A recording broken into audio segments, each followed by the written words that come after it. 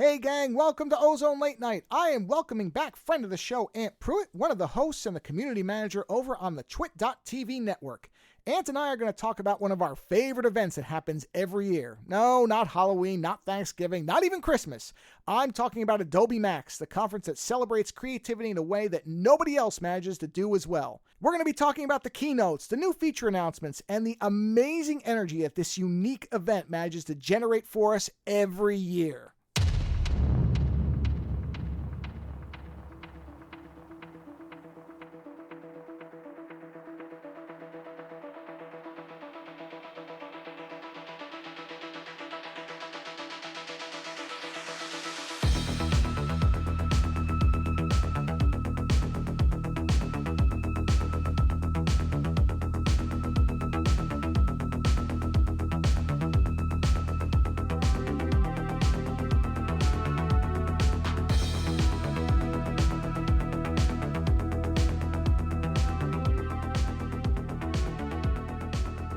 Okay, everybody, this is a special type of Ozone Late Night. I mean, they're all special because I'm the one running them, so that makes them all special with quotes around it. But we're doing something a little different, even though I just did something a little different, where I did a very long series of John Carpenter retrospectives. So I apologize to anybody who has a minimum of time. Can't help you there. But Adobe Max just happened in the last week. I think it was last week. Yes, it was last week. As of this recording last week. And I love Adobe Max so much because I always feel so energized and like creatively driven. And I think I'm going to do 4 million things. And it's just the most wonderful thing to me. It's better than Christmas for me. And I generally don't have anybody to talk to about it because, no offense, Lando, but you're a writer and Adobe doesn't seem to care much about writers. So I don't have much for you on that one. So I pinged somebody who's been on the show before, who has very generously agreed to come on and talk, and I will now intro this individual. I am very happy to welcome back Ant Pruitt, the community manager for Club Twit over at the Twit.tv network. You can see Ant every week as part of the panel on This Week in Google, and he also tends to pop up on shows he manages as a technical director, such as This Week in Space or Floss Weekly.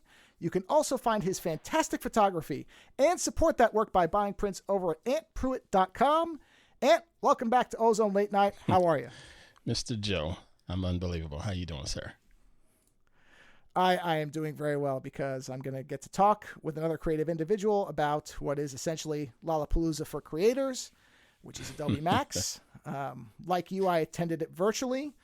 And every time I attend it virtually, I'm like, next year I'm going. So I there's something, I mean, let's start with what your thoughts about Max in general, or what do you feel when is it the same for you when you see the sessions at Max? Do you just get jazzed up in general by all the creative energy in that? You know what gets me more? It's not necessarily the different sessions. It's just when you're there on the grounds and everybody is there with like minds. They're content creators on one level or another, and they're all just it's just the same thing. Everybody's wanting to learn more and they're wanting to share more. And it's all under the umbrella of creativity. And I love that more than anything else. I love that more than the hotel. I love it more than the food. I love it. It's just an energy there and you feel safe.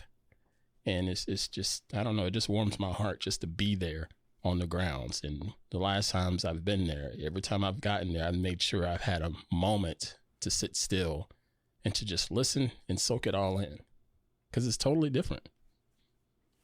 Yeah, it's really hard to communicate it to people who are not in a creative field. I don't think the people who don't do creative work will really get that, but I understand exactly what you mean. And I did the same thing the last time I was there. I sat down on a bench and I just kind of listened to people around me, and you just hear people bouncing these ideas off each other. And, you know, it's such a rare thing because so often creative work is a struggle. It is a struggle to do the work. It is a struggle to be successful at the work. And Max, like you said, is this magical bubble where you know that there's a large amount of people who are doing this work and succeeding or at least are Yeah. happy doing it, which also Right. sometimes can be at a premium. So, And that's another thing. There's a lot of energy that is put into, for lack of a better term, cheerleading when you're there. Everybody's rooting for each other. I can't think of any other business or venue where people are rooting for each other. Every individual, don't know you from Adam, but you know what? I hope you succeed. You know what I'm saying? oh yeah, I love collecting business cards there, and I genuinely love it because I love seeing how creative they are, and it's one of those things where I remember, I think at the one in San Diego, somebody gave me this really insane, like, had to have been custom cut business card. It was just beautiful. I still have it somewhere. I've got a whole collection of them, and I must have spent 20 minutes talking to this woman about this card, because I said, this is the wildest card, and and she was talking about how long it took her to design it, how many iterations, and there's something else where somebody else, normal person, non-creative person, would sit there and go, why would you spend months or a year working on a business card? It's a business card. You put your name and your number on it and you hand it to somebody. What's the big deal? And it's like, no. It's not. It's not with these people. Not with people like us, man. It's not like that. A graphic designer is like, nah, dude, that padding's not quite right, you know? Oh, it's yeah. I mean, I have that with things all over the place where people are like, well, why are you spending so long centering that? And I'm like, because it has to be in the center. You can't be off. I'm like, nobody's going to see it. I'm like, I'll see it. What do you mean nobody's going to see it? I know it's there. It can't be that way. You know, it's such a different breed, man. And I love that. You know, people in the tech space, you know, which I have to deal with each and every day with Pruitt, is their own breed. People in the, tech journalism or just tech punditry, they're all a different breed. And then the audience of those tech journalists or tech pundits are a whole different breed. And I can compare them clearly to the creative side. Content creators are a different breed of people. You know, they see things differently, and then the fans or listeners of those content creators, they're a different breed of people because they're trying to, get to that same level, or they're inspired by them one way or another. So they see things just as quote unquote different from other normal folks, and I love that. Yeah, I always feel like kind of a weirdo in the Twit Discord, because I tend to forget that not everybody, or that most people probably in there, are not creative types. So when there's things I get excited about, I'm like, this is wild, and everybody's like, yeah, tech's kind of boring. I'm like, yeah, I don't care about the tech. Look what it does. Look at what this thing does. And I'm like, yeah, but I mean, the code's sloppy. And I'm like, I don't care. But it's but I guess there isn't a lot of, I just assume, stupidly, I assume people are like me, where it's like, oh, I love the art side of things and I love the technology side of things. And the best part is when those things blend together, which is pretty much what this Max was, because it was basically Firefly 24/7 for every day of the conference, which I guess isn't a surprise. Now Firefly has replaced Sensei, right? That's gone now. Is it just Firefly? Yeah, now? I've not seen them mentioned in any of their press briefings Adobe Sensei in a long time. Yeah. Because I would get those briefings, and if I ever reported on it, I would get a message. When you reference AI, could you call it Adobe Sensei? I would get that, but I haven't gotten that. What are you considered for Adobe? Because I know you're a Canon. What is the title for Canon? I don't have an affiliation with Canon. I wish thought you were I had a Canon person of light or whatever it was, or was that Canon Explorer of Light? Those are that's not me. I wish I was. Okay. You're just an enthusiast of the brand. Freaking honor. Yeah, it would be a freaking honor. But no, they haven't put me in that category just yet. One day, maybe another couple years. But with Adobe, first, I'm just a fanboy. I know, first and foremost. Which brings a little bit of hatred, as I'm sure you've gotten to. People see and people, especially with my day job, people don't necessarily want to lean towards the Adobe side of things. And I get that. But I am an authorized Adobe affiliate also. But far as my coverage and stuff, that's just, me being a part of the press for I don't know how many years now. So I'm on everybody's press list. Okay. And Adobe's PR people are some of the best. With the exception of this Adobe Max, I didn't get a pre-Max briefing like I would normally get. And it sucked. It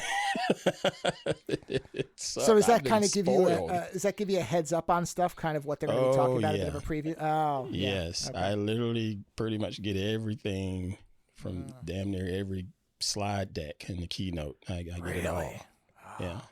Yeah, that would be tough not to have. I would. And it's always helpful. It's always helpful when you're someone that has, I don't have to particularly do this now, but at one point, when you're someone that had to get that story ready to go, if I had it beforehand, it was a lot easier.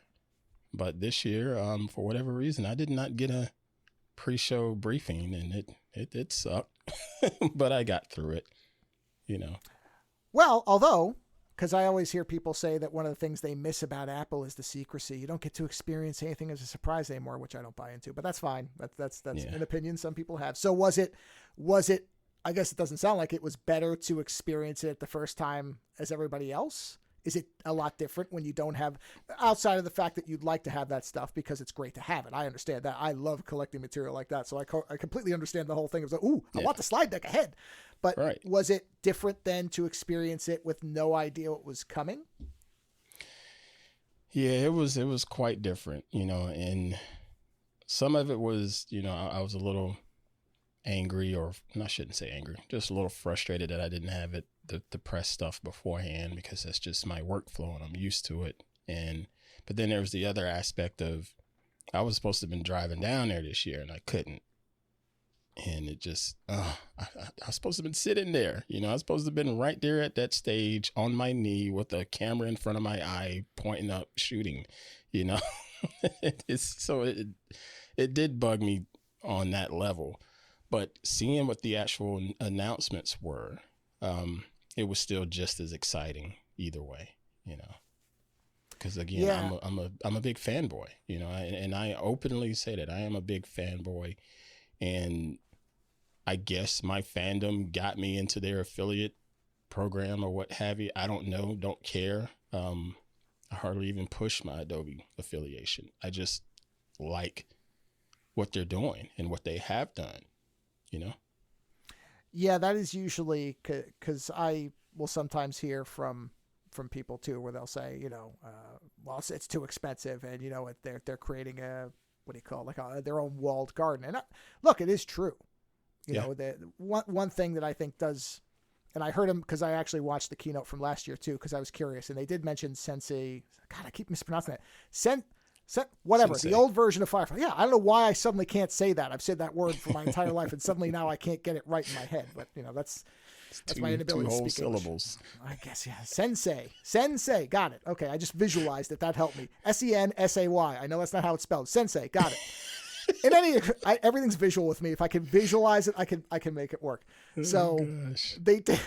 I'm a train wreck. They said it in the last one, and they were mentioning Firefly as well. So I think it definitely feels like they shifted, but this was all Firefly. And so one of the things they said in the last keynote and this one, which I think does get under some people's skin, to some degree I understand, is that they want to democratize creativity.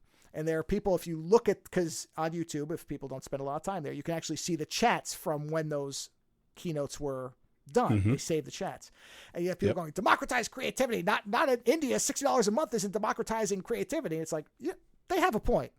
But at the same time, somebody else that immediately said, think about how much you spend on coffee in a week. Exactly. And it honestly, pisses me off. Oh my gosh, it pisses me off when everybody wants to throw that freaking payment stuff at me. I asked them, okay, well, what should you pay for it? You know, and they'll throw out some ridiculous number, you know, like $10 a month. And I'm like, okay, so if this is your job to be able to create content with tools that freaking work really, really well, you just want to pay it $10 a month. But if this was your favorite mochaccino or whatever, coffee latte, blah, blah, blah, you're probably spending $60 a month every time, right? So what's more important to you, that coffee or this product that's going to help you pay some bills?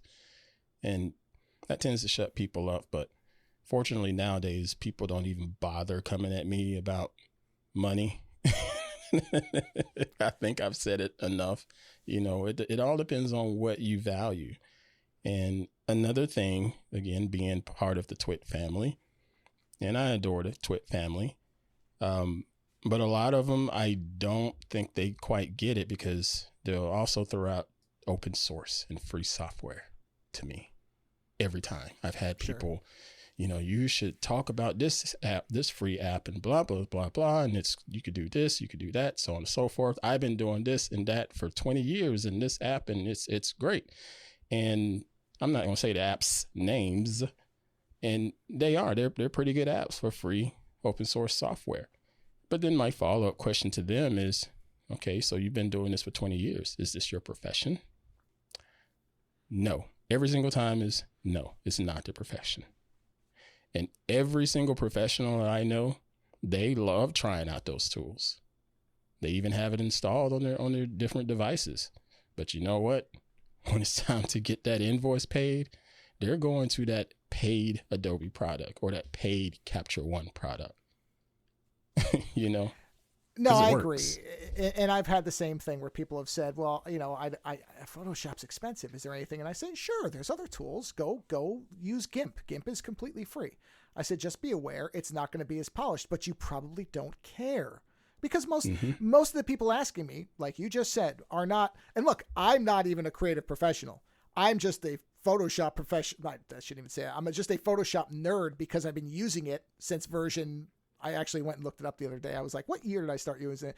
So I used it in between 2 and 3. Probably they had it at my high school at 2 and then it went to 3. So I've been using it for a long time. So I'm addicted to it. I freely admit that. It's not, I don't make a living off it, but I can't imagine trying to relearn something else at this point.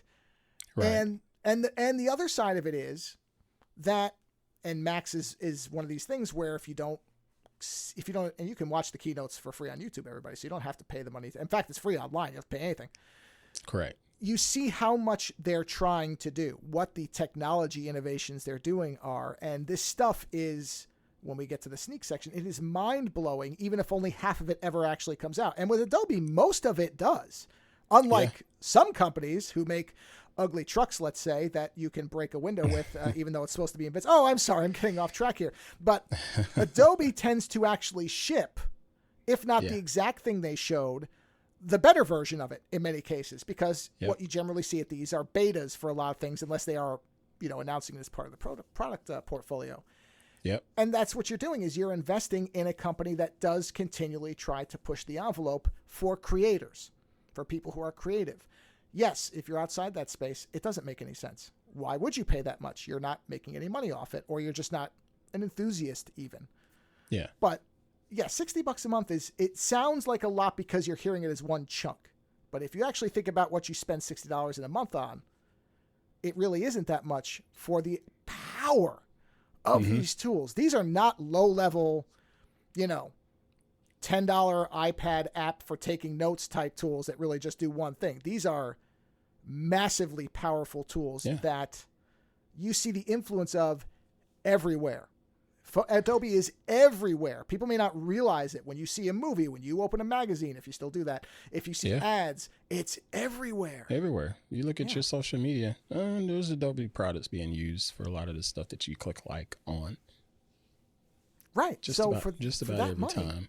Yeah, that's not a lot to invest in. And it's also, to go back to what we actually really, half of what we love about this stuff, most companies that are this old and are this big do not still have the level of enthusiasm. And even if part of it's marketing, and of course part of it is, because marketing's everything and you got to keep people engaged, but I don't believe that Adobe just does this as a performative act. This is a company whose foundational structure is creativity.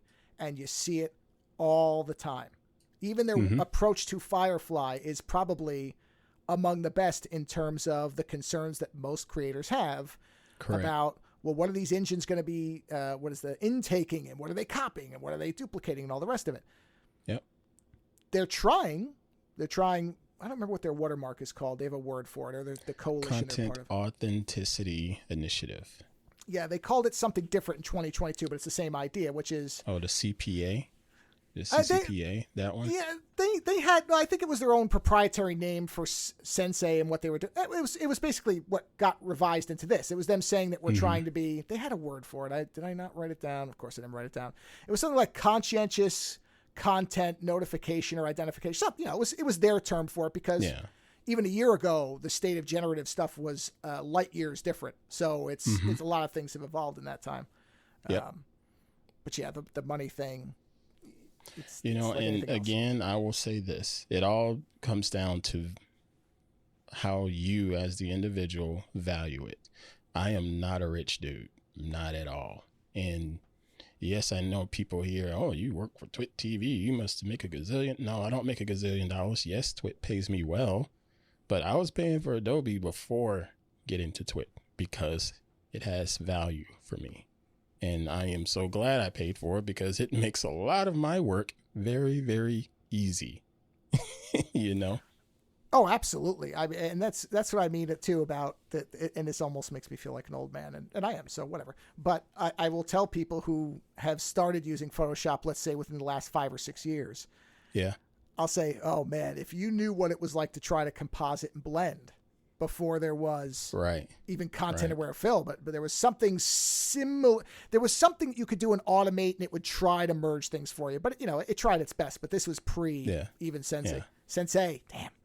And I said the amount of hours that you would have to spend to what you can do now is, and I was trying some of it out just yesterday. I took like a light pole out of something, and the variations thing now is great because now you have options. It's like, oh, you know what? Before it was with content aware fill, you could try it a couple different ways, but you were going to get some version of whatever it thought. And to what compositing and blending and the amount of time, and you know this from the photography side, if you didn't, forget even film, where it's film, if you don't develop it right, what are you going to do? You're screwed. A whole different monster. Now it's on a normal computer, and I say normal. Obviously, you're not going to do it on a Chromebook necessarily. Although with the web stuff, I guess eventually that's coming. Can. Yeah, I did some stuff with the web just recently, and the generative stuff, because it's processing in the cloud, handled it with no problem. Oh, there too. So that's another thing where even the barrier to entry to that, you used to have. I still build a Photoshop rig, but honestly, I probably don't need to anymore. I still build my Windows desktop to be at a Photoshop rig, but you don't have to anymore. That's what I mean. There's so much power in these things.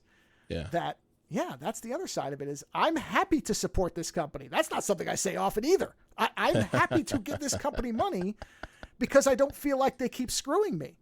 It feels like what I get out of it keeps expanding. The amount of apps you get now compared to how much you used to pay just for Photoshop. Oh gosh, and that's another thing. And I will be frank here, like I usually am. There are times when I've thought about maybe I should switch out of the Adobe suite. Maybe I could save $30 or something like that a month. And every time I've tried, no. this other option over here is good, but it ain't quite there yet. So I might as well just keep spending on that. And even with the video side of things, because I shoot Blackmagic Raw, DaVinci Resolve is oh my gosh, DaVinci Resolve is so freaking awesome. And I paid $300. That's a $300 license. Okay, I didn't pay $300 for that one, but it's a $300 license and perpetual. So it's going to update forever and ever. Amen. Should I drop Premiere Pro? I probably could. But if I drop Premiere Pro, I'm still going to be paying the $60 a month because I still need Lightroom. I still need Photoshop. I am still addicted to Audition. I'm still probably going to use After Effects because Fusion inside of DaVinci Resolve is like it's a video compositor as well. But After Effects is just more intuitive for me right now. So what's the point? Just keep paying the $60 because everything is doing what I need it to do when I need it to do it, Well, not to mention they have made the integrations between the apps so much better. I did a couple of where they talk to you, whatever they call those, they consult the users type of things. And that's one of the things I kept saying was, and it basically does it now where if I'm in Premiere and I realize I screwed up a graphic, which I do constantly, I could just jump right over to Photoshop, update it, save it. It just upgrade everything. It links right back. It's crazy. Unbelievable. I mean, that's another thing. Again, I feel very spoiled by the fact that when something like that doesn't work, I'm like, come on, how come this isn't working? It's like, moron. Think back 20 years. Remember when it couldn't do anything like this? When there was nothing? And you would have to spend 20 minutes, hoping that you could have 2 apps running simultaneously and your computer wouldn't melt into a puddle of plastic on your desk? Yeah, shut up. You can wait 30 seconds or you can try it again.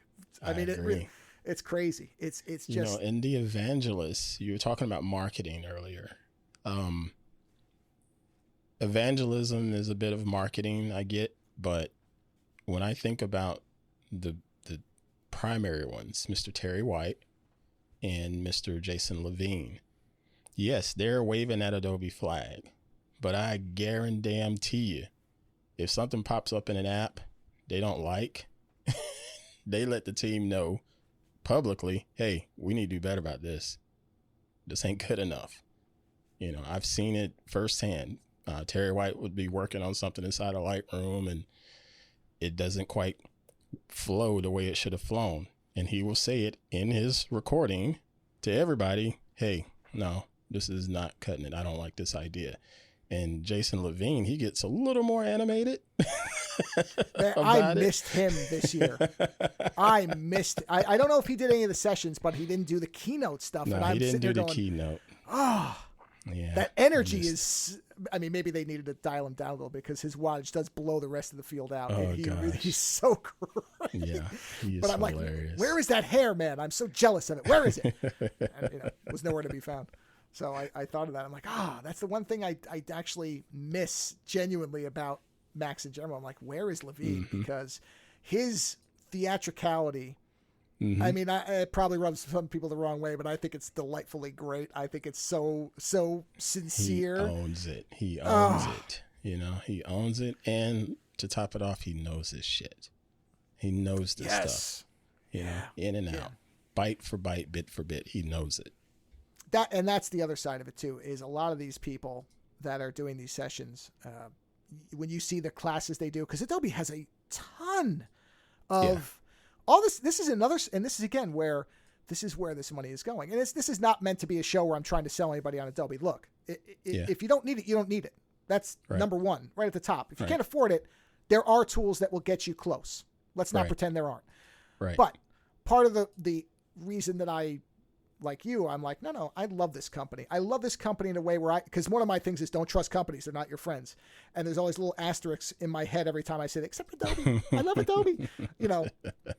The only bad side of that being their dominance does mean if they ever do start turning, then it's going to be a very rough, but I don't know why they would take it this time.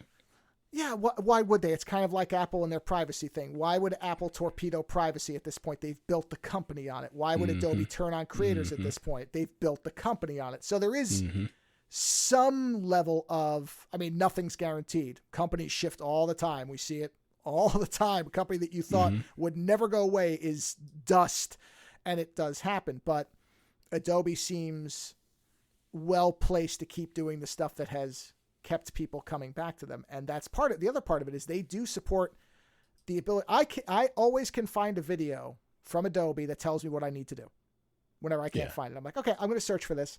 Yeah. And if anything, it's often I have to wade through a lot of videos and figure out the one that's specific, but I'd rather have too much information when I'm trying to accomplish something than too little. Yeah, so I agree. But let's not spend any more time talking about the cost of things. Let's get back to the celebration of things and talk about some of the, because what I basically did is I went back and I rewatched the keynotes, the first keynote, the opening keynote, the inspiration one, then I watched the sneaks thing because I think that's kind of the interesting stuff. Yeah. Because the sessions are great, but only if you're, whatever the session is. So there's not much to talk about there. So as I think we kind of prefaced in the opening, the Firefly thing was everywhere. I did think it was interesting, and I liked the fact that they mentioned that they're keeping Firefly 1 around as the dreamy, surreal partner to Firefly 2, which sounds like they're gearing that to be more of the realism Firefly. Because I don't know that does anybody else that does generative stuff, do they keep the old versions around like that? I don't know. I'm not sure either. I thought that was interesting.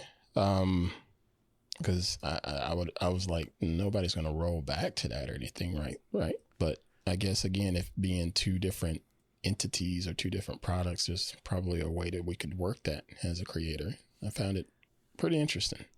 See, and I'm more inclined to use one because I want the weirder hallucinatory.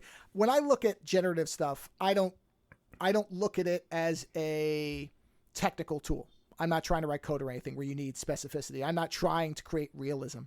So to me, that stuff tends to be more boring. I want the psychotic generative tool. I want something where I can tell it something weird and it makes it weirder. Yeah, well, that's what I'm saying. That's the beauty to me, because 95% of the people are going to be making the realism. Yeah, I know. It's just this is my lane in life. But whereas I want to be able to say, like, I'm the guy who watches the Disney movies, and I like the pink elephants that are twirling in the people's heads when they're, whatever Disney's version of stoned is. I like Fantasia. I don't like Snow White. I want the weird stuff. So I love the fact that they're keeping that engine running. I don't know if they're going to do it forever. They probably won't. But that, to me, again, is almost another indicator that they actually appreciate the creative potential for people, not to necessarily just want realism. Realism is great. And the reason I steer away from it is I can't do it. So I'm leaning into my demented talents because I can't do the straight stuff. I cannot do a still life. I'm never going to be one of those people. I'm not Rembrandt. I'm going to be one of the wackos who's making a bunny with, spinning clocks for eyes that's riding a motorcycle into a crashing wave of I don't know what. That's what I can do. So I like the fact that there's two Fireflies because it allows people. If nothing else, I would love for people to play with it, to see outside of the realism. I like the fact that there's two things that somebody who doesn't do whatever version of it is to dip their toes in the other. Because I think experimentation, I think being a little bit creatively outside your boundaries is very, very positive. I think it helps you to think in different ways. It makes your brain work differently. So for that reason, I love that there's two of these things. And like I said, I don't know anybody else who's doing that. I don't know of any other of these services that say, well, we're going to keep the old ones running. They're usually just making you race to the newest one because it's the most improved in the way that they view it. Which makes sense. Oh, yeah. Well, because, again, a lot of those tools, I think, are made for very standard person usage. I need to transcribe this thing, and I don't feel like doing it. I'll transcribe it for you. Bang, bang, bang, bang. Accuracy matters, or, whatever you're using it for. That makes sense. But when I like how you said standard person instead of normal person. Impressive, sir. Yeah, well, normality is ebbs and flows. I've learned that over time. And who am I of anyone on the planet to say what is normal? I'm not that guy. So, yeah, that's what I mean. That's what's different about it's just the little differences that make Max great. But I did note what they actually did two sets of principles for Firefly. They did I call them the 4 principles, and then their 4 creative pillars. And this is important, too, because you and I have talked, and I've talked with Jason Howell, actually came on one time, and I've talked with some other people about, I think you and I are in the same boat on generative stuff, which is there's a lot of hysteria and there's a lot of euphoria. And the reality is it's a tool. It's not something that's going to destroy creators. In fact, they did say, quote, never replacing human ingenuity when they were talking about Firefly, which I thought was good. Yep. It's not going to do that. But I did think that it was important that they laid these out, which the 4 principles were that Firefly is deeply integrated into our tools, which certainly this Max indicated that it's in everything now. 2 was designed to be commercially safe, which I actually think is very good phrasing because it's going to be impossible to guarantee that. So all you can do is work towards it. You're always going to find ways around it. 3 is being transparent with the training data, which I think is also very important, is to say, look, this is what our stuff is doing. Because otherwise, there's already doubt. There's already a lot of doubt just for these tools existing. If you don't say how your work is being done, don't show your work, then you're only going to encourage and amplify that hysteria. And then the 4th one was the support for content credentials. And I think, as many people have said, I think Adobe might be at the leading edge of the best avenue of handling what's going on around generative models right now, because there still is a lot of panic and over-promising. I think they're doing really good with this. They're doing a great job because they can pull up the receipts of consent. You know, they go through their Creative Cloud database, and everyone that actually checked that box and said, I consent for Adobe to be able to use content that I have created on this platform to train the Adobe generative AI. Adobe's got the receipts. That's a good start. So here's a question, because have you submitted anything to stock or no? Actually, I should start with that. Yeah, I do. So, and have you checked that box? Are you fine with that? I have unchecked that box. Okay. I unchecked that box. But the thing is, which is what pissed me off about this particular quote unquote news story a handful of months ago, I saw the box when the app updated. And I said, okay, nah, I decline. I get what you're doing, Adobe, but I decline. And I went on about my business. But then craptastic journalism of today put out these ridiculous headlines of Adobe is stealing your stuff to train their AI. And like it's, I don't know, like it was a trick or something. And it wasn't. When you update the app, I mean, you probably should read what's on the screen before you click next, you know? And most people apparently didn't read what was on the screen. So Adobe did what they were supposed to do on this stuff. This was not them stealing. They were right up on the first screen. Hey, this is what we'd like to do. Do we have your consent? Yes or no? Okay, fine. Carry on. In the story, you know? Well, but yeah, I am an Adobe stock contributor. I don't make as much money as I used to, but it's still decent mailbox money. I think the news story problem is, to take a slight tangent, a combination of two problems. One, people who don't bother to look at what they're agreeing to in general. Yeah. And the fact that then you have a large amount of the news apparatus that knows that people aren't paying attention and they just want sensationalism. So yeah. That's a much larger and separate discussion, and not as happy of one as Max. So we won't go too far into that. But I agree. I'm pretty sure they did a whole Adobe blog about it as well, because I typically will go and read through those and see what's going on. So they did a blog about it, and they did a blog in following up to all of the hoopla that came about. Because again, when this happened, as far as in the news cycle, it was old news. The app had been updated like a month or so prior. A month. So the consents were already out there.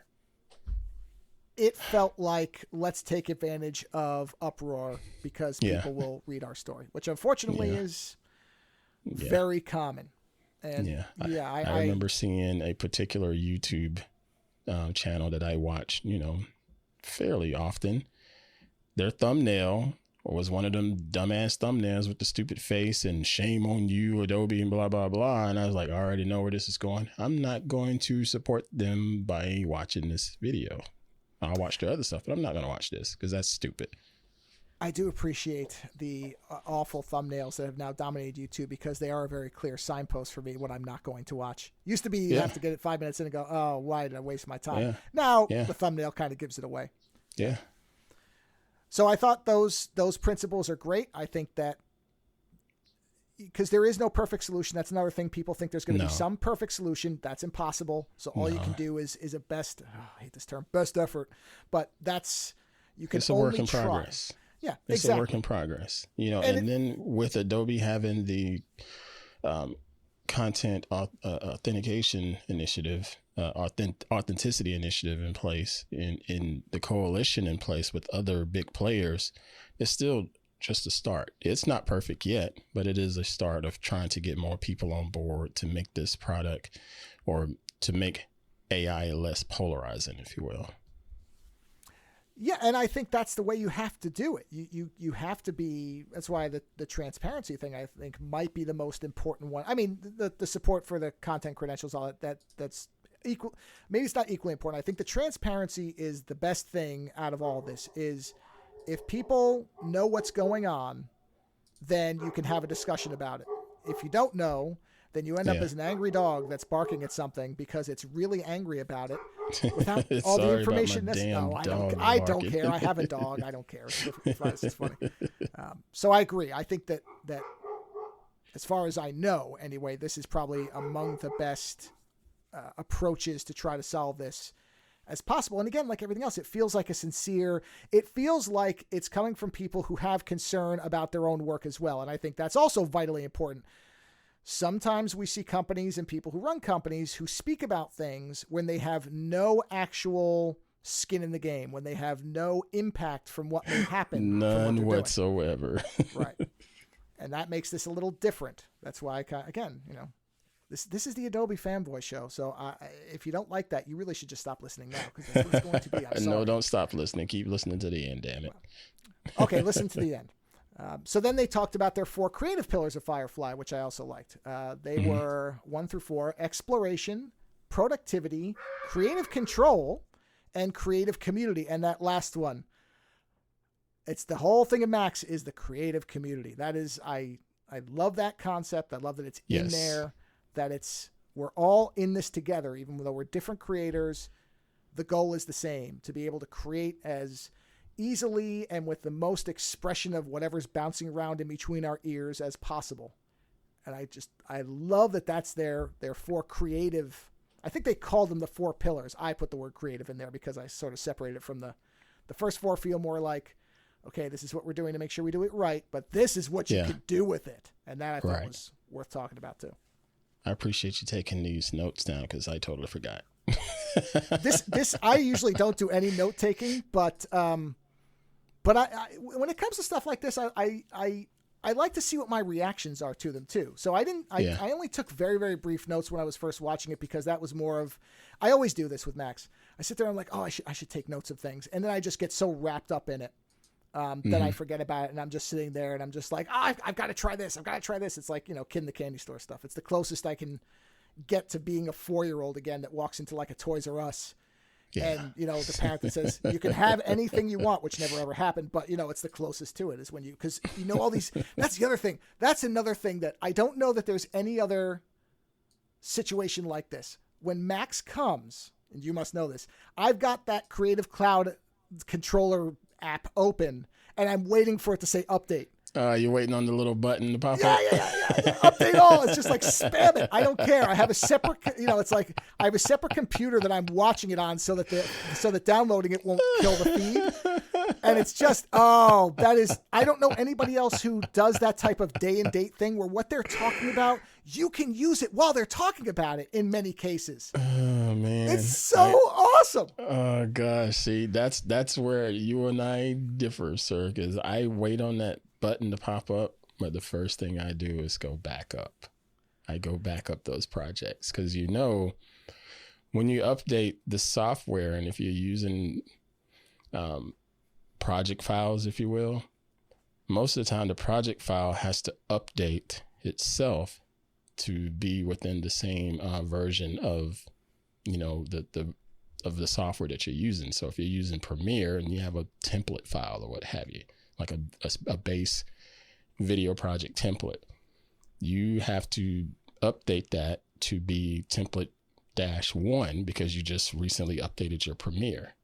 So what I typically do is just go ahead and back that up somewhere, because sometimes things happen and files crash and burn. Well, I will agree. I have said many times, if it doesn't exist in 3 places, it doesn't exist. So I always have a backup. But that's also why I update on one machine, but not the other. So Smart man.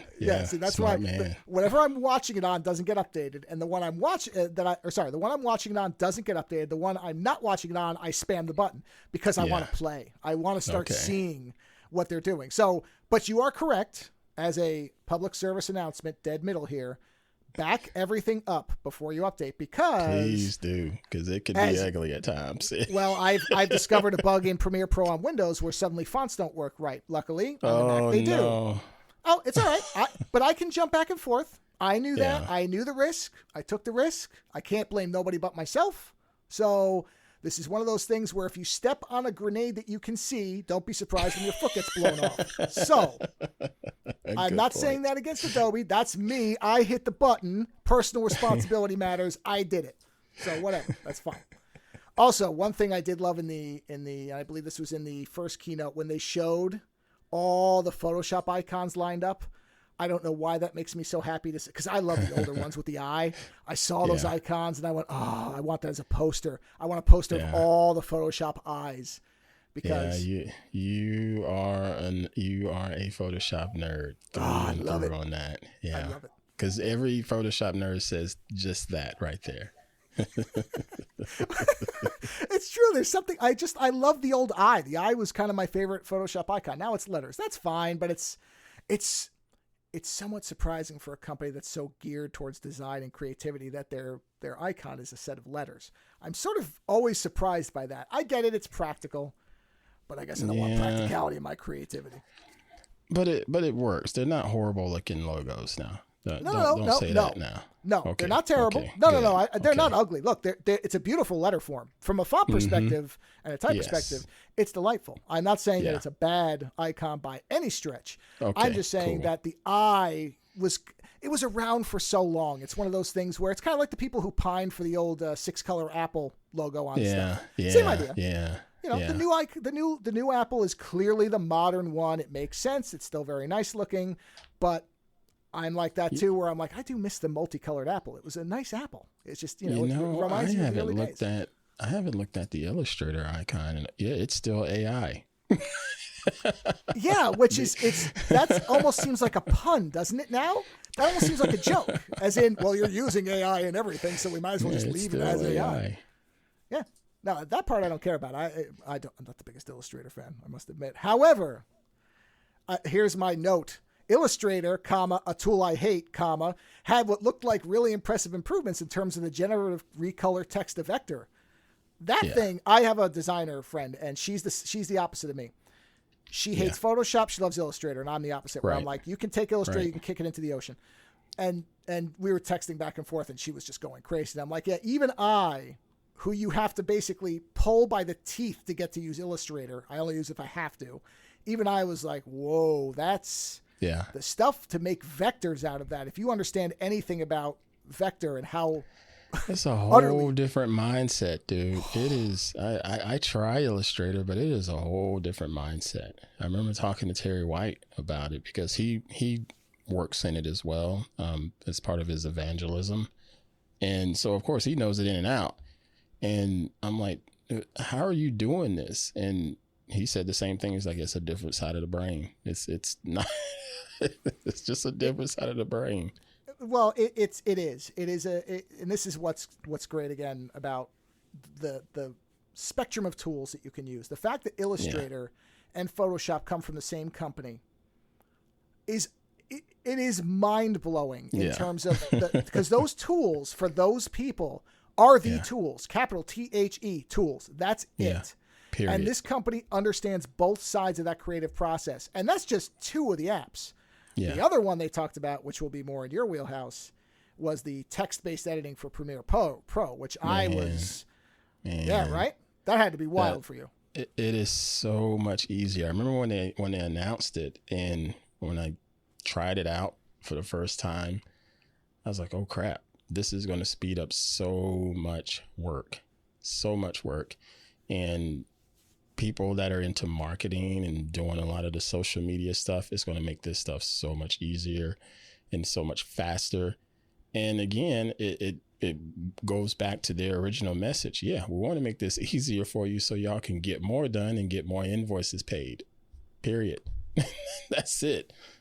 The more you can get job one done and invoice out the door for payment, the faster you can get invoice number 2 ready to go out the door for payment. You know, I was even thinking for the Carpenter videos, the one that I'm working on now, I remembered at one point I made a Twilight Zone reference, but I couldn't remember where. Mm-hmm. And I was able to search for where that was to put my little, the image referencing the episode I was talking about. I was able to just locate it because I thought I talked about it way earlier. far It jumps earlier in the right recording. to it. Jumps right to it in the timeline. Here, you meant this word? The one you misspelled? Yeah, this one. We still got it. I mean, that for people doing interviews or for doing anything where they know they talked about something, because,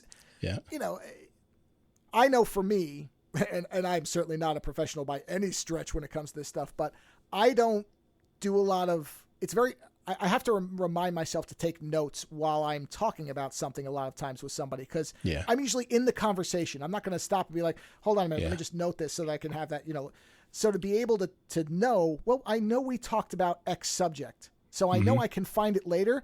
I don't have to worry about that anymore. And with the transcription, I don't have to take show notes now because it's going to be there. The thing is, Adobe gets the fact that most people are not only their hosts, but they're also their own producer too, and their own editor. I believe the whole phrase now is predators today. So why not give the predator tools to be able to get all of the jobs done at the same time? You're hosting this and doing this interview. You don't have time to take down those notes, but you're going to need that later on, especially if you want to do a short social media highlight of it. We at Twit, we do highlights all the time of our shows because our shows are typically 1 hour to 3 hours long. And then sometimes you also have the benefit of having really good little segments that clip out very well for social media. Right. And there are times where we don't know where the hell we talked about so-and-so doing this and that at this and that cost. But now it just makes this a lot easier than scrubbing through listening every 2 minutes, Yeah. That was, and that demo had, I love the fact that there were problems during the demo that that presenter was giving, because that's such an editor problem. It's just one of those things where see? And that's a real world example when stuff just fails for no good reason.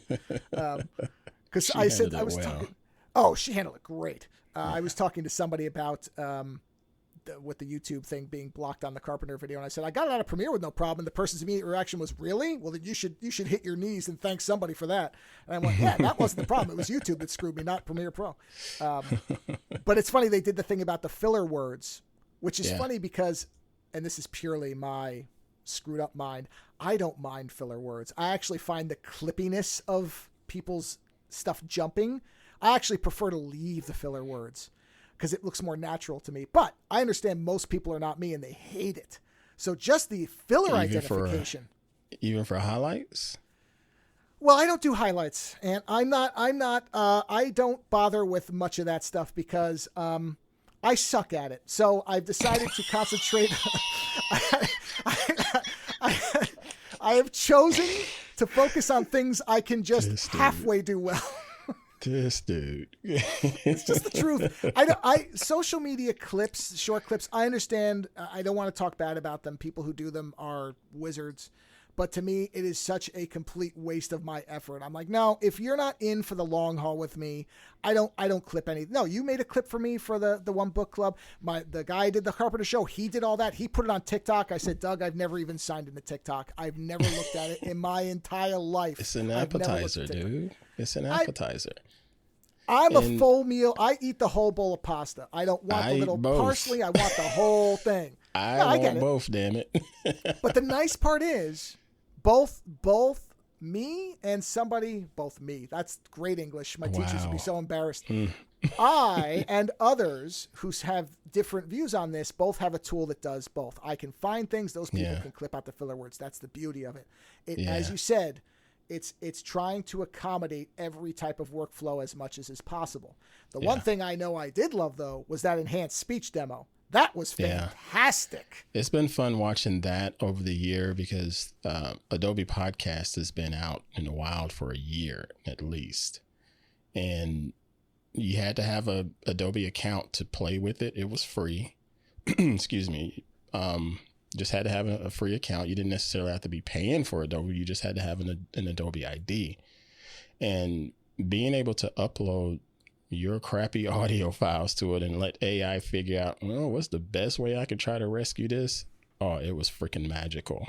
I demoed it and for something on Twitter. I don't know if it was. I was going to say, I remember you doing stuff with that. I remember that. And it's just, I'm like, man, this tool is just right here, because everybody don't know what a freaking compressor is, or an expander, or noise floor, and everybody don't know that, and everybody doesn't have the time. And if you're curious to learn that stuff, sure, Adobe has all of the tools to help you with that. But to at least get this project semi-done, we got enhanced audio right here. And now it's just gotten better.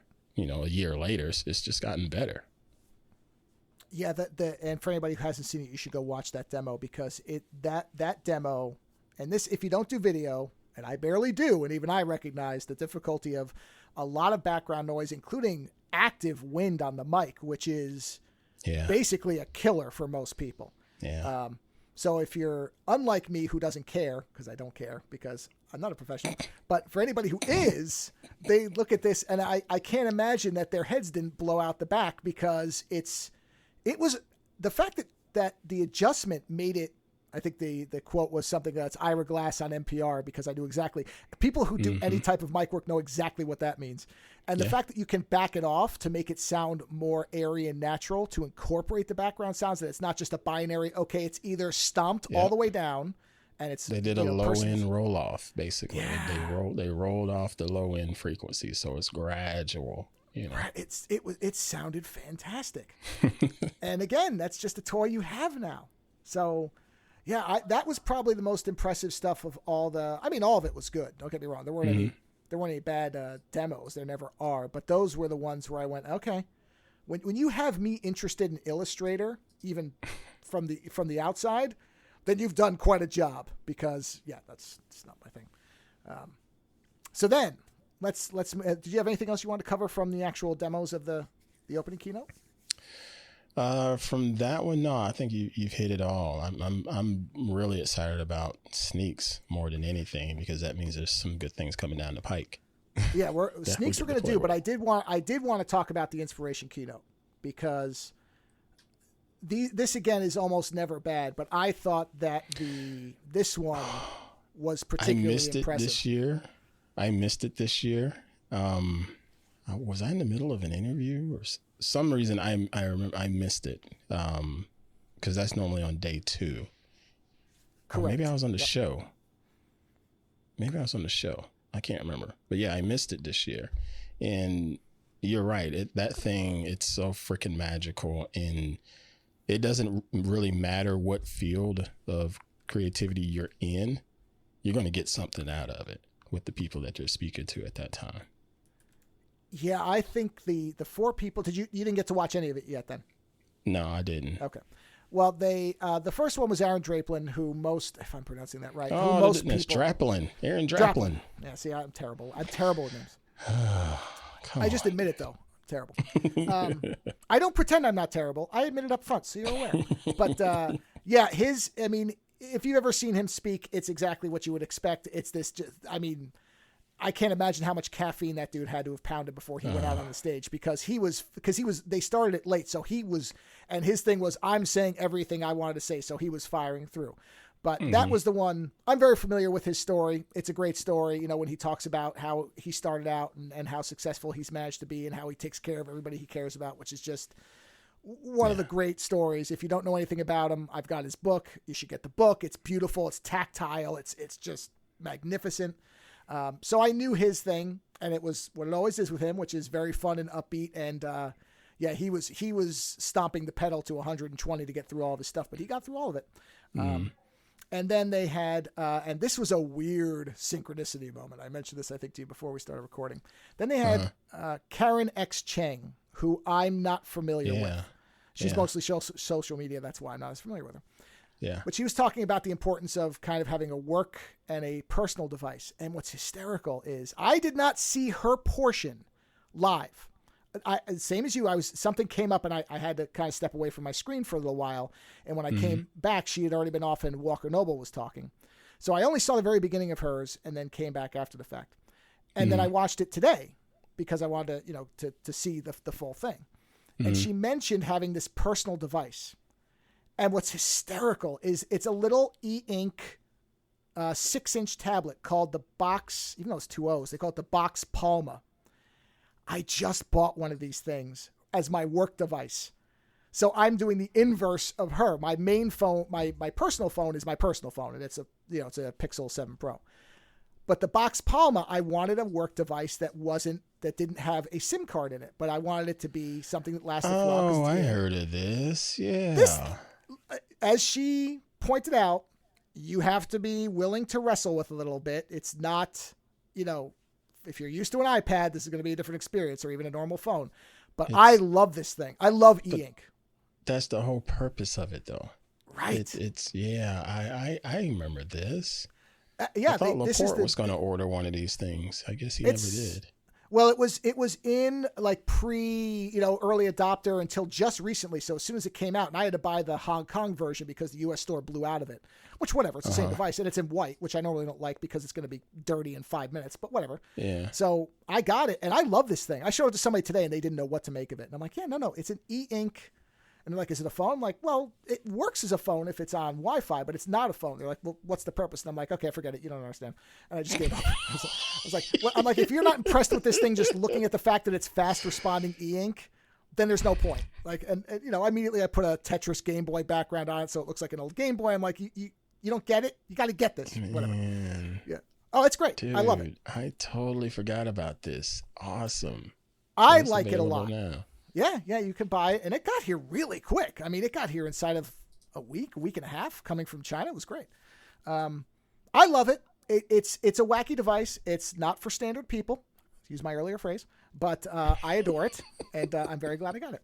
So she mentioned that, which I thought was, I literally in my notes, holy crap, I have her personal phone as my work phone, because it was so weird to have somebody talk, because probably most people didn't know what that device was. I don't think she mentioned the name of it. And I'm looking at it and she's talking about it. I'm like, that looks like, and she zooms out. I'm like, holy crap, it's the thing I got. It's awesome. But the two best ones were Walker Noble and Oak Felder. Again, people go watch it. It's on YouTube.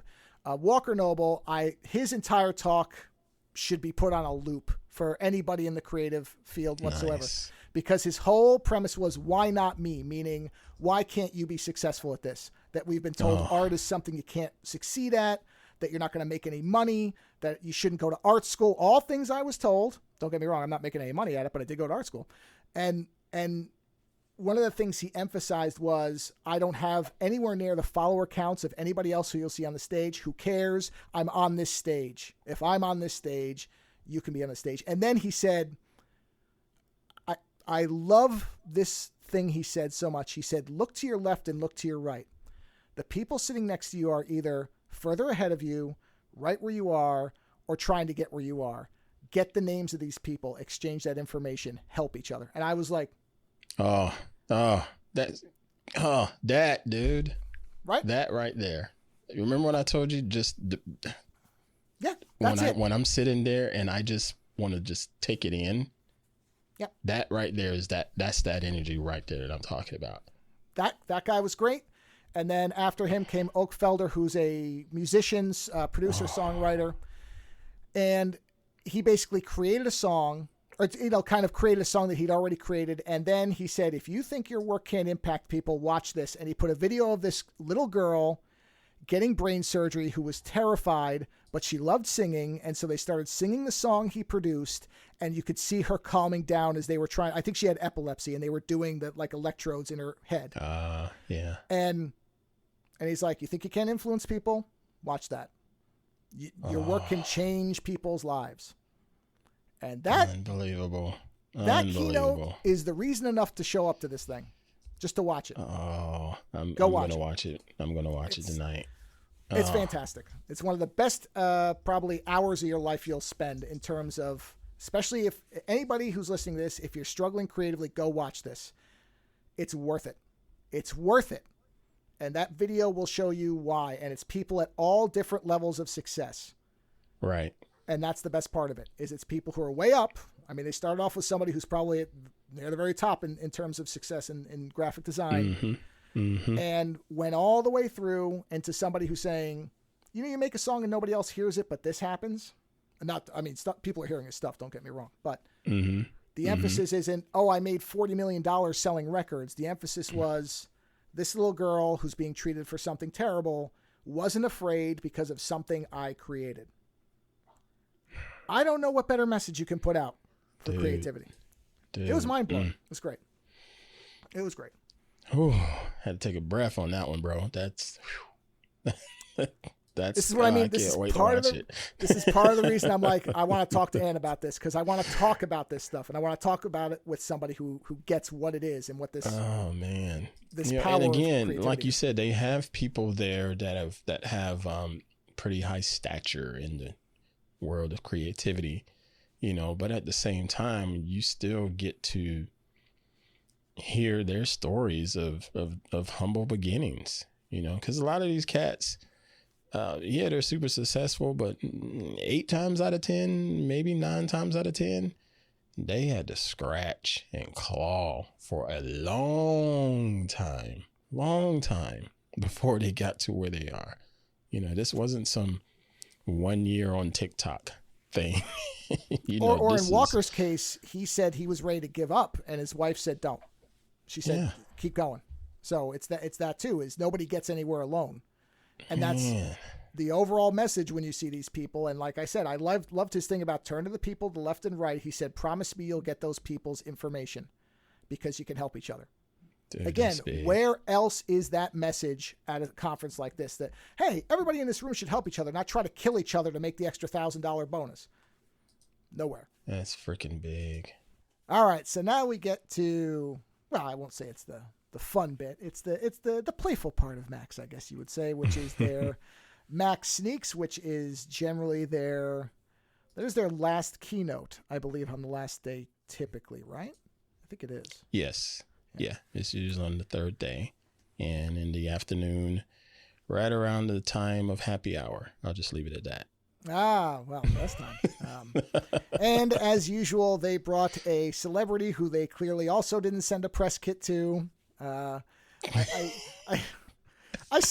mean, I get why they do this. I understand the draw, but at the same time, can they not find people who ever have used an Adobe tool and have some concept? They always seem so kind of, they're trying to fill in the space by being funny, but I don't know. I'm always kind of mystified. It doesn't always land,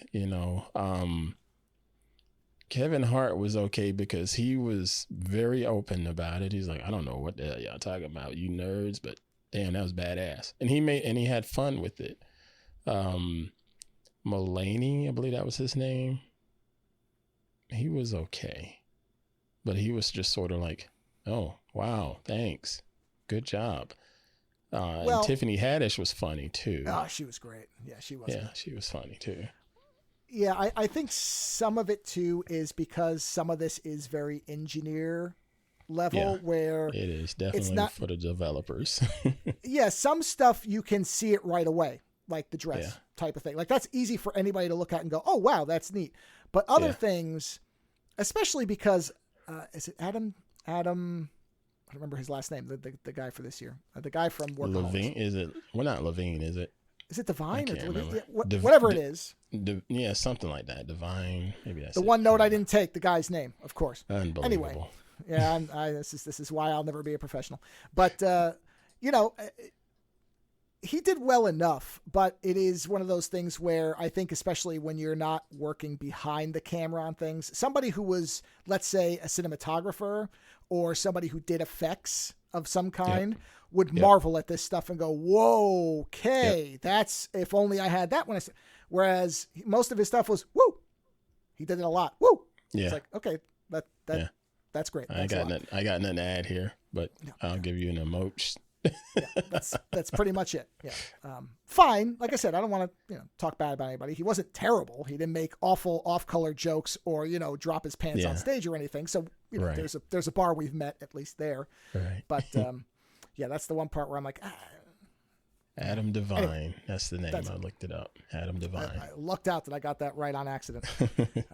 So let's go through the 10 plus an extra bonus one of sneaks. So the first one they talked about was Project Fast Fill, which I assume you were probably googly-eyed at. Mm-hmm. Yeah, so this was a video tool. Well, I'll let you explain it. Actually, you're the video editor. I'll let you explain it. if I don't remember all of the sneaks by name, but if this is the one I'm thinking about, if you're sitting there filming a video and, you know, say it's your subject matter is out in an alley somewhere and you're just trying to film them looking at the wall or something like that, but there's a dumpster in the background that really takes away from the shot, you can basically do generative fill to get rid of that dumpster in the background. And if you happen to pan around your subject in that video, it still removes that dumpster from the background and continues to keep all the perspective of the camera panning and so forth, frame for freaking frame. So it's doing motion tracking and everything right there behind the scenes. And it was freaking magical. Yes, you are remembering correctly. I have a list of all of them and a little description. That is the one where the example they used was a woman out on the street, and there were people around, and what they did, and you did a whole on hands-on photography. You did a whole thing about tracking and masking and everything, which if you go watch that, you will see how much work this is doing to have this thing. I mean, so much time. It really was. That might have been the most impressive one if you understand what it's doing. Yeah. Because it just followed it just kept generating essentially the replacement mask or whatever you want to call it. And that is usually something that you can certainly do it, but you're going to be doing it by hand, and you will be advancing and tracking and hoping that it follows correctly. And even then you often have to refine and redo. And it's, you know, as we've said, it's the time saving and the fact that it's able to do this. Now, of course, like so many things, I actually want to take some footage and see where it falls apart, because I'm always kind of curious where the seams are. But no matter what, even if it only works 2 times out of 10, that's 2 times out of 10. You're not spending 2 hours on this. Right. So, right. You know, you can fill things in fairly easily with mask in video, but the motion tracking is where things start to make you want to hit your head against the wall if that shot is a moving shot. I'm looking forward to it, because what they've had in the past with content aware fill, particularly inside of After Effects, was pretty good. I've played with it before, and I even did a little tutorial on it where I had a hat on and I wanted to remove the Nike logo from my hat. And in that video, I moved my head, you know, and it was able to fill it in and track it. Took it a while, but it was doable. But now we're getting this literally at the click of a button in a lot less time, you know. It's crazy. And it will only get better as more people use it, because like all of these generative tools, what they're going to do is learn. They're going to understand what the errors are. And I'm sure there's going to be some way to say, oh, it didn't track right, that type of thing. They'll get feedback. So it's only going to get better, and it's pretty good to begin with, as far as I could tell. I mean, that demo was, I was looking pretty hard, and I wasn't seeing a lot of seams. I wasn't seeing something obvious where because some things, for people who don't do this, you'll see pixels dance, you'll see the edges, you'll see things happen. They feathered those edges perfectly, because you got to do that. Feather the edges and track it perfectly. It was wild. So I can't wait till that's actually available, you know, whenever that actually comes out to everywhere. So then the second one they did, which I will be having a lot of fun with, was called Draw and Delight. And this was where people were able to take their doodles and then try to create images based on it. And my note on that was fun. I'll be hammering on that one to see if I can break it or make it flip out. Because that's what I want to do, because it literally took, you know, triangles and turned it into a pet sitting down. You know? Yeah. So I want to draw some kind of dog with 4 eyes and a tail. I want to see what it does. I want to see what it interprets stuff as, because I don't know. And that's sort of, I mean, don't get me wrong. I was thinking like people who are going to make children's books or need simple kind of illustrations for things, they'll be able to do stuff very easily with this, you know, just almost like training documents where they're saying, okay, this is where, when you get to the campus, you're going to go to this building, and you can just draw it out and make it very quickly, it looks like, and put something together, which again, huge time saver. Time saver. And so I thought that one was fun. Something that's allowing damn near anybody to do it. democratization. I like the fact that they had somebody who couldn't really, I mean, I don't know if he can draw with a pen and pencil, but clearly not with a mouse, which is Not very with a tough. mouse. I've tried it. Done, it's tough. though. It did it. That was the best thing. Rather than getting somebody who's really good with a mouse, where it doesn't have to take that many steps to get from A to B, they basically took somebody who went from A to Q because of the level of skill with a mouse. Now, maybe the person was faking it, but why bother? That's the tool, so I don't think so. That product looked pretty freaking good. Looked fun. Then they talked about something called Project Neo, and my note on that was undoubtedly very impressive to Illustrator users. I couldn't care less.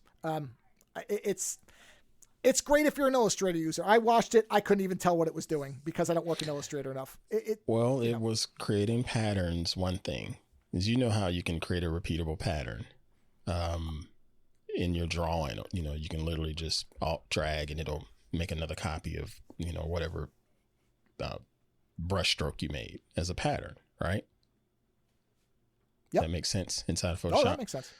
Okay, so you can still do patterns in Illustrator, but if you're dealing with something that's three-dimensional, you want that pattern to work with the dimensions and work with the proper perspectives. And Project Neo did that damn near seamlessly without you having to muck around with the scaling or anything like that. It did that pretty much on the fly for you.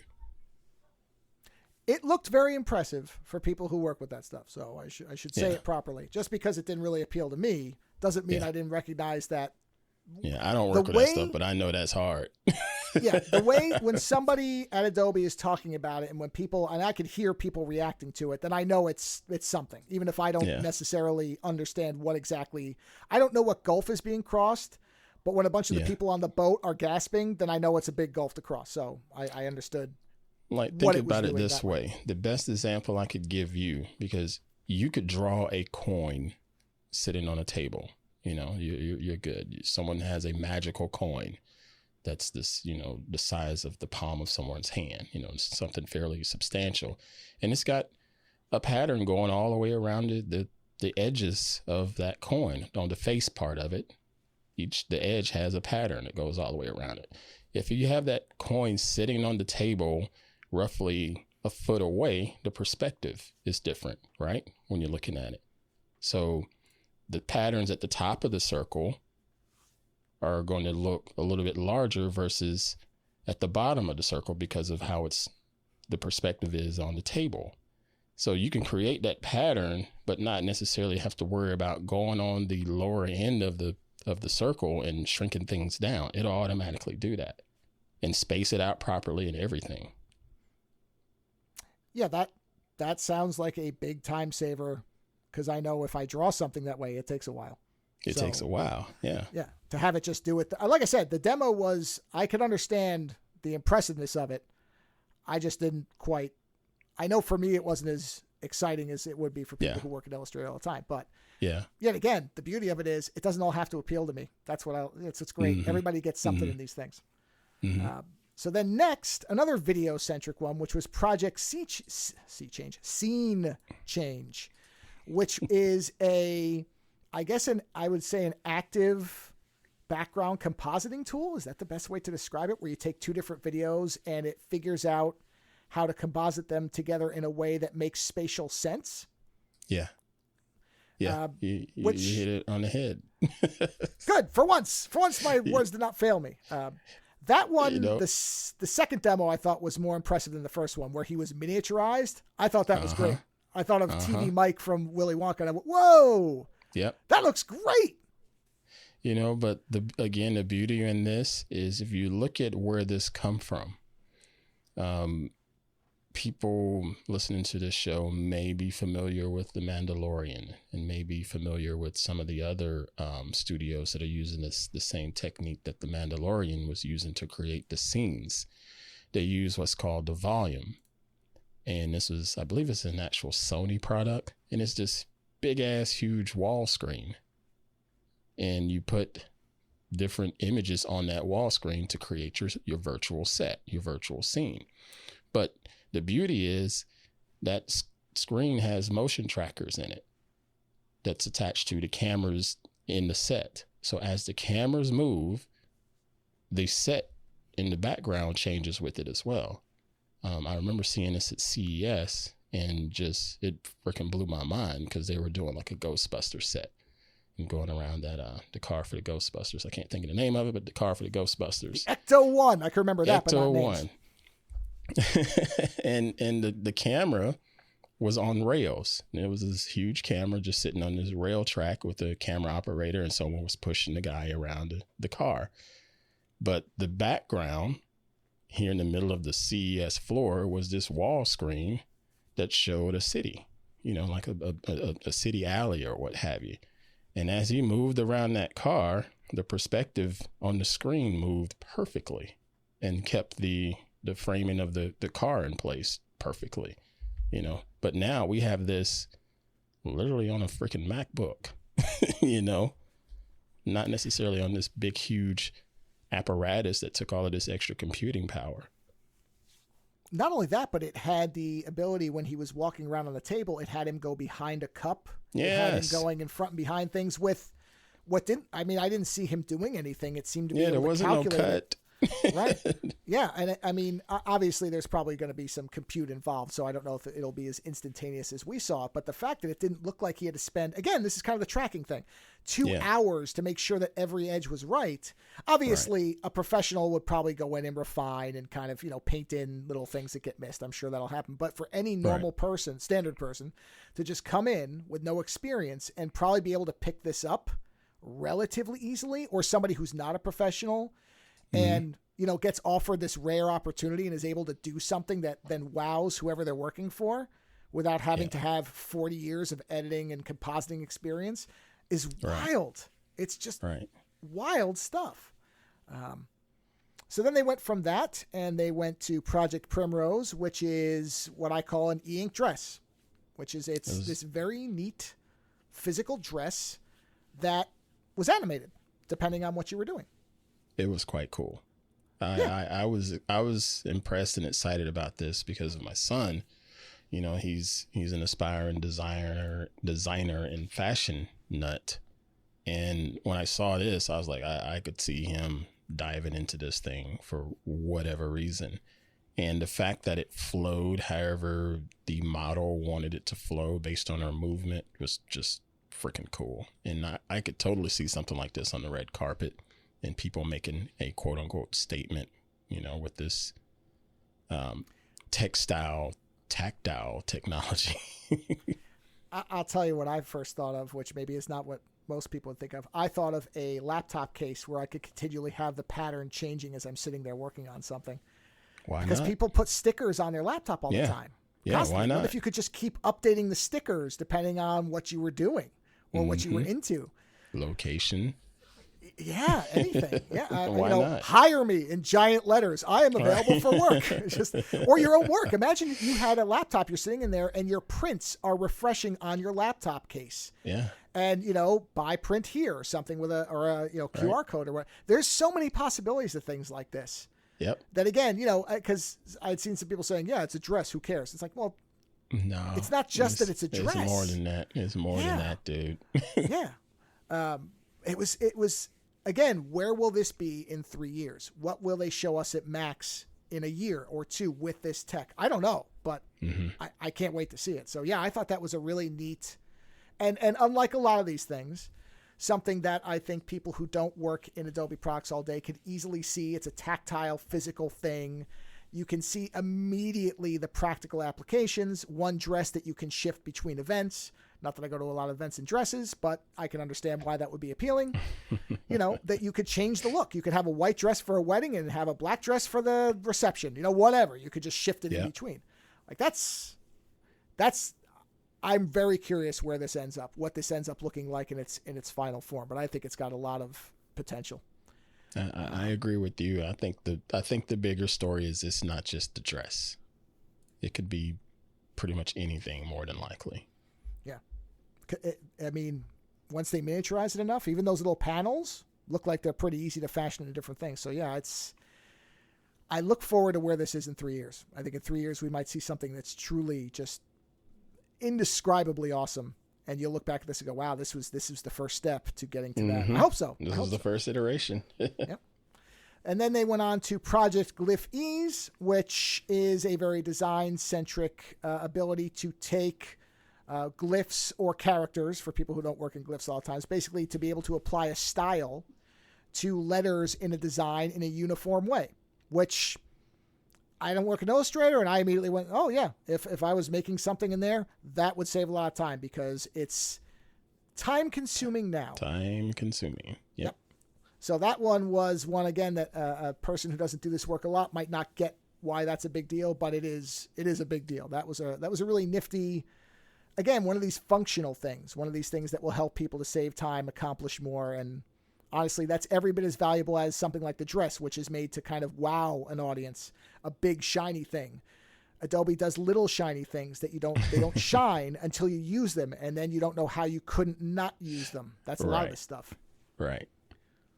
They went from there to Project Posable, which is essentially being able to to generate storyboards or prototyping. Again, I thought of people who make children's books, or people who do storyboards, maybe for independent film or smaller budget productions, or even something like a Twit, if you guys wanted to do something where you went out and did kind of because Twit did promos at different times for different things, like for different shows. If at some point you wanted to do that, you wanted to kind of lay it out, I could easily see this being very, very useful to a lot of people.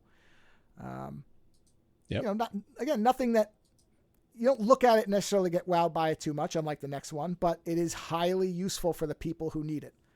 They then went to Project ResUp. This one I'm really fascinated to see what people do. Big time, dude. You telling me that I could take like 640 by 480 video, which at one time was pretty daggum clear. That's DVD quality. Take that video and now make it resolution of HD 1080p crystal clear, and not have a bunch of artifacting because you over sharpened it or anything like that. That's unfreaking believable. If I had to guess, I would guess that this and the was it Project Fill? I can't remember. I just had it. What was it? The Fast Fill. I would guess these are related. These feel like they came from the same initial idea, which is great. I mean, that's wonderful to have it branch into two different areas. But my thought was my mom has a lot of old like VHS video of like my dad who's gone and stuff like that. And it's only to take that and just be able to create a nice sharp image of it.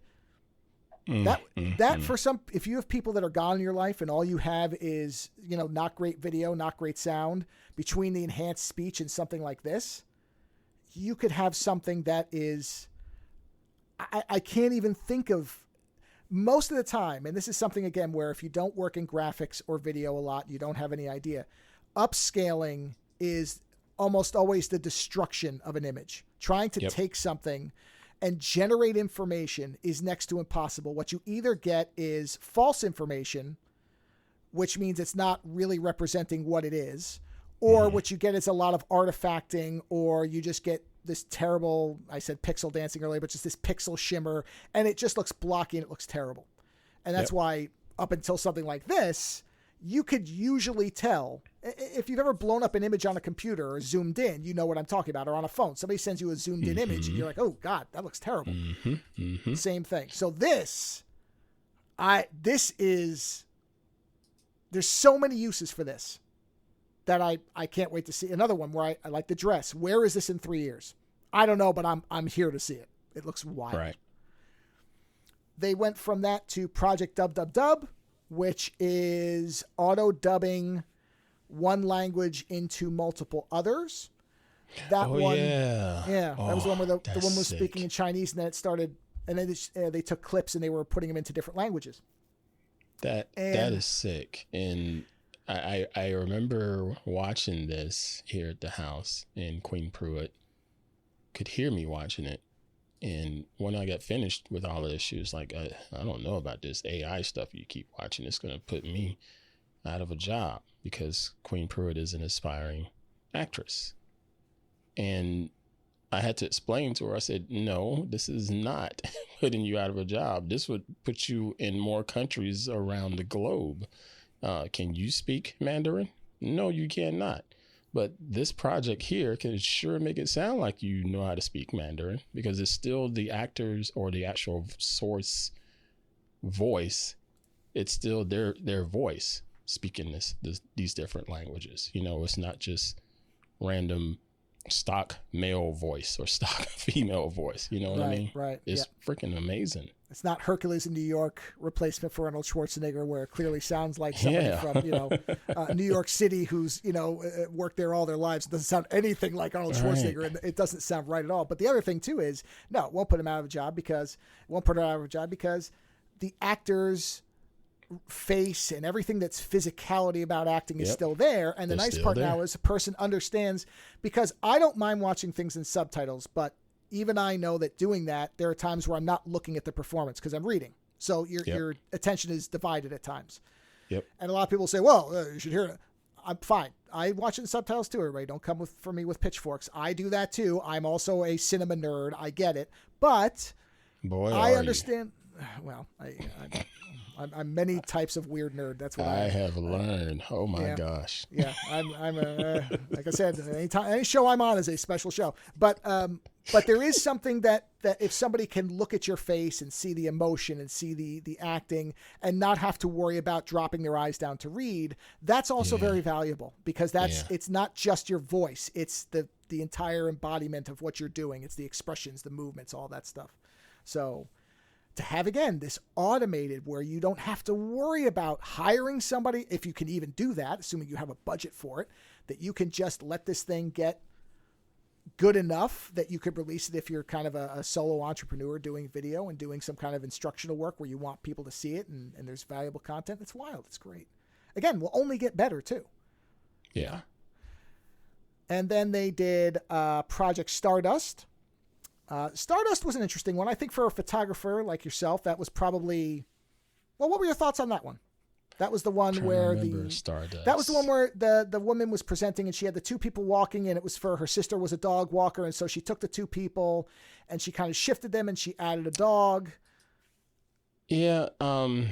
That's basically more generative fill, on steroids, if I remember right. Because I think they also had an example of, there was a group of people in a portrait shot, like three people, but they wanted to highlight the second person, not the first person, as far as the view of the camera. So they removed the first person and it filled in the second person, even though part of their face was covered up, where almost half of their face was missing. Right. So yeah, that's generative fill on steroids, content aware fill on steroids. So yeah, that's pretty impressive. I want to see it more in action, because how could it get that right? Yes, that was one of the few times I went, wait a minute. Now that assumes that you have a perfectly symmetrical face. That's assuming a lot. If there's, because again, we talked about with the res up, if the information isn't there, it's coming from somewhere. So did they have another photo for comparison and they just didn't show? I don't know. I'm curious to see that in the wild, because boy, can I see a lot of problems with generating people's faces without information to generate faces. Right. That assumes a lot of things. But I mean, lighting, again, all of that stuff, lighting, the perspective. Right. Because if I remember right, that image had like a shallow depth of field too. So and heavy shadow on one side of the face. Yeah. So yeah, I'm curious to see this with my own eyes. That was quite magical. I'm like, wow, that's cool, but let me see it with my own eyes first, with my own files, not your magical demo files. My note was, how did it generate the rest of that individual? That's all I said, because I'm very curious. Yeah. And then the final one was the kind of bonus was Project See-Through, which the demo was mostly showing how it removed reflections, which was certainly impressive, although I don't know if you looked really close at the reflection removed image, but I noticed that, and I don't know if anybody really will care, probably not, but I went, okay, I can clearly see that it just basically erased things that were in the background to make that happen. There was a dresser with an object on top, and in the removed image, it's gone. Now, again, would anybody who's not you or I notice that? Probably not. It's impressive what it did, but I look close to that. I'm like, okay, I see what it's doing. It's again, it's creating information where it isn't. But Yeah. If all you have is a family photo of somebody who's gone and there's a reflection and you want to see the person, are you going to care? Mm-hmm. No. You know, and I think that was done in Lightroom Classic too. That's what was impressive. Because if you try to do any type of spot healing and cloning inside of Lightroom Classic, that is, take a drink first. Because it may not work. Adobe evangelist himself, Mr. Terry White, will tell you, if you're trying to clone some things or do any kind of patching and things like that, send that image to Photoshop from Lightroom. Fix it in Photoshop with all of the patching and cloning and whatnot, then bring it back to Lightroom. But I believe this project was done inside of Lightroom, so that says a lot. No, I think it is. I looked and it does show it as Lightroom Classic, so you're right. And that's a tool that people who don't do a lot of this work can easily get access to. So that's the importance of it. And that was Sneaks. So we've now talked about Adobe for probably close to 2 hours or so. And this was great. I really just like talking about Macs, so I'm thrilled we got to do this. So I wanted to give you some final thoughts on Macs overall, in case there's anything we missed, anything that you wanted to say in general about it. Well, my general thought on it is, if you're able to get there, people. Get there to this event. If you're an aspiring creator and was sort of on the fence, go there at least once. Okay, make the sacrifice. Go there at least once. Pay for the ticket to get there. I don't care how far across the globe you are. Sacrifice and go at least once, because it is an experience that you'll never forget, number one, but it's an experience that can prove to be quite useful when you're there with your feet on the ground, you know, there in Los Angeles or wherever they decide to hold it next time. But I think it's going to continue to be in Los Angeles. Get there. Go back to San Diego, Adobe. Go back to San Diego. I'm fine with it being in LA because I could drive there a little bit quicker. But no, go to the event, get there and see the keynote and hear the applause and hear the loud music. Keynote ends and you go out into the hall and everybody's trying to get to their sessions within the hour, and just the sound of everybody being either impressed or unimpressed or inspired or curious, and just the networking that's going around there, and just, it's so worth it. So plan ahead of time, because hotels are going to be expensive, because there's thousands and thousands of people trying to get there for that event. So plan ahead of time and just do whatever you can to be there. That's my take. I would add to that. I think when you said the thing about stopping and listening, absolutely do that. And here's something else, because all of us have smartphones now. Take video of your reactions to it. Take video of what you're seeing, so that you can kind of revisit that later. Because you may only be able to go once. It's not cheap. So we'll not pretend that it is. It's not cheap, especially if you have to travel a long way. Yeah. So get cheap. As much out of that as you can, and take a journal, write notes. If you bring a sketchbook, whatever. And what I did, what I plan to do when I go again, is in that one, I write notes around my illustrations. Now, it may not be illustrations for you, but I write words, things that I hear, things that I'm thinking about. Do that, because there's something so wonderful. And whatever that is, take a photo and annotate it in Lightroom or however, because again, not everybody's an illustrator. However you can do it, or video and put effects on it. Yeah, because that memory will come back. You will get that feeling again, and it's like the end of Scrooged, where Bill Murray says, "I want that feeling every day." It's great. It's great to do it, because creators all have these tough moments where you feel like you have no creative energy, like nothing is working, nothing is good, it's all garbage, and I just don't want to do it anymore. Why did I bother? Imposter syndrome, all that. It's real, dude. These things can offset that, because you look at that and you remember, oh, that was great. You're sitting there and listening to people and drawing something or taking a photo or getting a great random picture or taking a video of yourself and how energized you are. It's great to revitalize your batteries that way. But it is absolutely worth. And if you can't make it, then go online. You still get it. It's not the same, but you still get it. And it's still wonderful to hear people that are celebrating the creative process. So I will remind everybody that Ant is the community manager for Club Twit over at twit.tv. You can see him on This Week in Google. And I hear his commentary on the shows that he is a TD on, like This Week in Space. You do Floss Weekly too, right? I've got that right. This Week in Space and Floss? Yeah, I do This Week in Space. I do Floss Weekly, and I also TD for This Week in Enterprise Tech. Oh, okay. On Fridays too. Yeah. Yeah. So you will hear him pop up there and again. But if you want to get the full experience, that's This Week in Google, which is a show I always try to catch live because it's generally not always about Google, but it's usually a good time. So yeah, it's usually about stickers and Discord. Unfortunately, some idiots will just not stop posting these dumb stickers. Like, what is this guy doing with his life? That's normally what the show is about. What did Joe Esposito put in Discord today? Well, no, that's not even right. No, that ain't it. We don't say today. What did he put in there right now? Okay. Okay. Now what else did he put in there? Because it goes on for a whole 2 hours, sometimes 3 hours. I'll tell you what. Here's a tip for people. If you want to get good at speed Photoshop, try to live sticker a show as it's going on. Because literally you got to do it quick because the joke don't last long. It's it don't age well. So if you don't get those things knocked out in like 5 to 10, or it better be good. So true. It doesn't work. So yeah, it's stressful at times where I'm like, oh God, I can't get this right.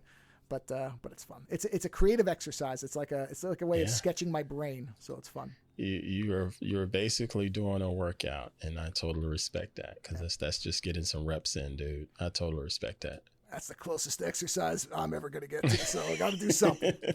And one last reminder, AntPruitt.com, where you can find Ant's photography by prints. I have a beautiful image that hangs over in our main room of the San Francisco Bridge. Thank you so much for that. I love it. That's a great image. Thank you. And at this point, the Zoom's going to crash in 3 minutes because I don't pay for the pro version. So on that note, Ant, thank you so much for doing this, man. This was an absolute blast. Hey, thanks for having me, Mr. Joe. I appreciate you, man. And for everybody else, go support Twit with Club Twit. Go watch the shows if you're into nerd tech stuff or just want to see silly stickers. And if you want to hear more of my voice doing this rambling, goofy, not anywhere near as polished and wonderful as Twit does type of show stuff, you can go over to ozoneshow.com or ozonenightmare.com. If you want to see my artwork, there's a link there. Yeah, do that. I'm so proud of you plugging your show. About damn time. I make sure I plug everybody else. That's the important part. If I remember mine, that's a bonus. Damn time. All right, everybody. Thanks for stopping by. Go to Max if you can. Hopefully you had fun living vicariously through us if you've never been. Max is awesome. And on that note, take care. Go be creative. And as Ant would say, just go shoot. Take care, everyone.